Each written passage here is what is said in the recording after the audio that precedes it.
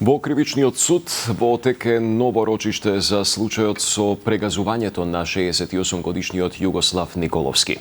Според најавите, денеска требаше да биде објавена и пресудата за лицето кое на кеот на Вардар пред неколку месеци го прегази пензионерот.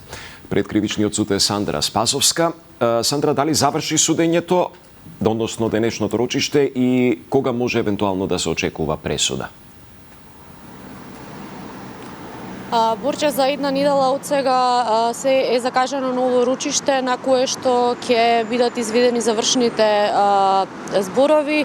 Денешното рочиште продолжи со изведување на докази за казнена евиденција кои што ги има поднесено од страна на одбраната на обвинетиот, беа разгледани.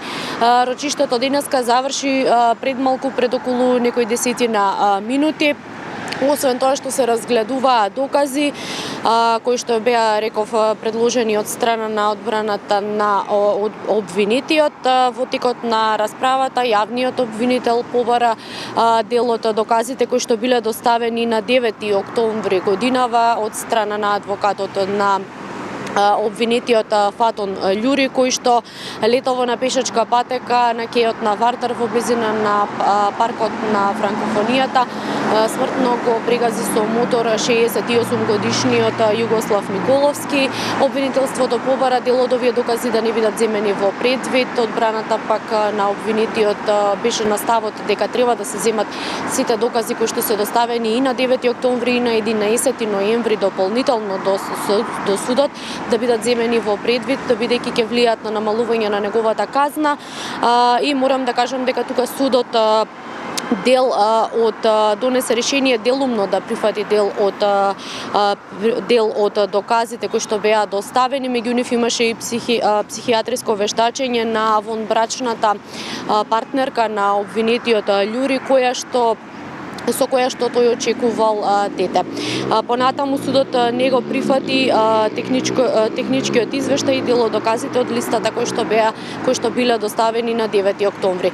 Меѓу другото, на денешното рочиште од страна на јавниот обвинител беше испрашувана и одговараше на прашање сопругата на починатиот Југослав, која што кажа дека не било точно дека обвинетиот му помогнал на Југослав Николовски веднаш по несреќата. Неговата сопруга рече дека откако таа слушнала, излегла надвор и се распрашала што се случувало, дека добила информации дека тој се фатил за глава, седел таму една минута откако се случил немилиот настан и потоа си заминал. Меѓутоа во незиното одговарање на прашањата, таа исто така кажа дека и неговата вонбрачна партнерка доаѓала кај неа, па пробувала да ја утеши, како што рече, дека и негов другар имал загинато во слична сообраќајна несреќа. Меѓутоа, сопругата на Југослав Николовски рече дека по се изгледа дека Љури не ја научил пуката од тоа. Предлагам во продолжение да слушнеме изјавата која дадоа од семејството на загинатиот. Татко ми беше несовесно и смртно прегазен на пешачка патека, која што треба да представува символ на безбедност, а по некоја случајност и наш непосреден дом на живење. Татко ми беше прегазен пред очите на дечиња, нивните родители, граѓани кои што секојдневно го поминуваат времето на тоа место. И затоа навистина се надеваме и сметаме дека вакво дивење, односно ваков начин на возење треба најстрого да се казни. Инаку, според обвинителниот акт, обвинетиот управувал мотор Кавасаки по пешачка патека, немал возачка дозвола и возел спротивно на сообраќајните прописи. Исто така е посочено дека тој возел и со поголема брзина, немал можност да застане додека се движел на патеката и така се случила таа сообраќајна несреќа. Во обвинителниот акт исто така се навидува дека наместо обвинетиот да укаже помош, тој го напуштил местото на несреќата, оставајќи го моторот зад себе.